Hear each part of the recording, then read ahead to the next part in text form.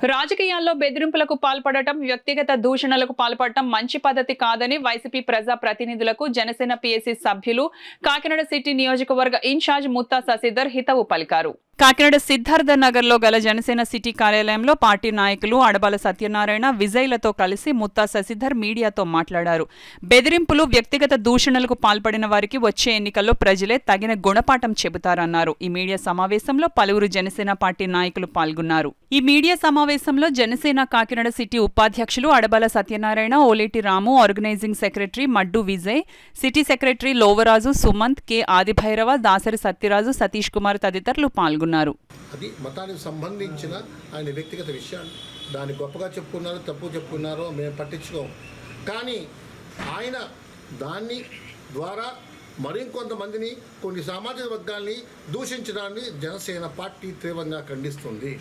ఇది సిద్ధం కార్యక్రమానికి కంటిన్యూయేషన్గా మేము భావిస్తున్నాం. జనసేన పార్టీ ఏ వ్యక్తి యొక్క వ్యక్తిత్వాన్ని కానీ, ఏ యొక్క సామాజిక వర్గాన్ని కానీ, ఏ మతాన్ని కానీ గౌరవించకుండా ఉన్న వాళ్ళని మేము ఖండిస్తాము. వ్యక్తిగత దోషాన్ని పూర్తిగా ఖండిస్తాము. వెంకయ్య నాయుడు గారు ఒకటే చెప్తున్నారు, బూతులు మాట్లాడే మనుషుల్ని ప్రజలు బూత్తుకెళ్ళి తీర్పు చెప్పాలని ఆయన చెప్పిన మాట కాకినాడ ప్రజలందరూ కూడా రానున్న రోజుల్లో బూతులకి ఫుల్ స్టాప్ పెట్టబోతున్నారు. మాన మర్యాదల్ని గౌరవించే మనుషుల్ని గెలిపించుకుంటారు. జనసేన పార్టీని గౌరవిస్తారు. ఒక్కసారి చెప్తున్నాం, ఉన్న 60 రోజుల్లో మీరు అందరూ కూడా రాజకీయ ఉపన్యాసాలు ఇవ్వండి, వ్యక్తిగత దోషాలు ఆపండి. మీరు ఎంత తిన్నారు అన్న విషయాన్ని, ఎందుకంటే ప్రజలు చూశారు, ప్రతి సందర్భంలోనే మేము చెప్పాము. ఇంకా మీరు మర్యాదగా, అందంగా రాజకీయాలు చేయవలసిందిగా తోటి రాజకీయ నాయకుడిగా కాకినాడలో మేమందరినీ మేము చెప్తాం. అలాంటి వ్యక్తులు ఉన్న ఈ సమాజంలో కొంతమంది మాత్రం ఉదయాన్నే వేటకెళ్తే రాత్రి ఎప్పుడు వస్తారో తెలియదు, ఏ సమయంలో వస్తారో తెలియదు, మరుసటి రోజు వస్తారా, 10 రోజుల తర్వాత వస్తారా తెలియని పరిస్థితిలో భార్య పిల్లలు టెన్షన్గా ఉండే ఏకైక వృత్తి మన ఫిషర్మ్యాన్ చేస్తున్నారు, మత్స్యకారు వృత్తి. వారంటే మేము చాలా గౌరవిస్తాం. ఎందుకంటే మేము నెలంతా సంవత్సరం అంతా కష్టపడి వచ్చిన దాన్ని ఒక ట్యాక్స్ కింద ఏదో కడతాం. కానీ వారు పట్టుకొచ్చిన ప్రతి చేప బెంగళూరు కానీ, మద్రాసు కానీ, చెన్నై ఎక్కడికో వెళ్తుంది. అది మనం అక్కడ కనుక తినుంటే తెలుస్తుందని ఒక చేప ముక్క 100 రూపాయలు తీసుకుంటాం ఒక చిన్న వాటర్లో. అదే పెద్దవాళ్ళకి 200, 300. అటువంటి ఆహారం మీద 24% వరకు ట్యాక్స్ చేస్తారు గవర్నమెంట్. అటువంటి ఆదాయాన్ని ఇస్తున్న ఏకైక వ్యక్తులు మన మత్స్యకార సోదరులు. ఆర్థికంగా చూసిన వాళ్ళు అంత సంపాదించలేరు, సామాజికంగా చూసిన భార్య పిల్లలతో గడిపే సమయం చాలా తక్కువ.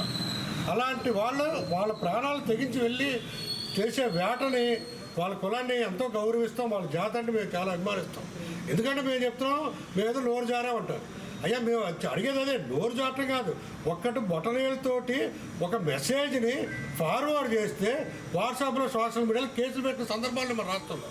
కానీ అయ్యా ఎమ్మెల్యే గారు, మత్స్యకారులు అనేది చాలా సానుభూతమైన కుటుంబం లాంటిది. అలాంటి దాని మీద మీరు జాతి అనే పదాన్ని వాడారు, ఆ తర్వాత నేను వాడలేదు అంటున్నారు. అదేంటంటే క్లియర్గా, క్లారిటీగా ఒకసారి స్పష్టం చేయండి. ఇలాగా మీ జాతిని కూడా తిప్పితే మీరు అలా ఊరుకుంటారా? సానుకూలంగా ఉన్న మత్స్యకారు కుటుంబాల్లో, సానుకూలంగా ఉన్న మత్స్యకారులందరినీ కూడా మీరు చాలా ఎద్దేవా చేస్తున్నారు. మత్స్యకారులు లేకుండా, మత్స్యకారు ఓట్లు లేకుండా మీరు 2 సార్లు కూడా విజయం సాధించుకుంటారు. అది కాకినాడలో ఉన్న అందరికీ తెలుసు. అలాంటి దాన్ని మీరు మీకు అది చేసాం, ఇది చేసాం అంటున్నారు.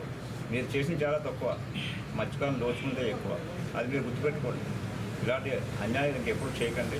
మీరు ఈ విషయంలో మటుకు మీరు తగిన గుర్తింపు చాలా జాగ్రత్తగా చూసుకోవాలి.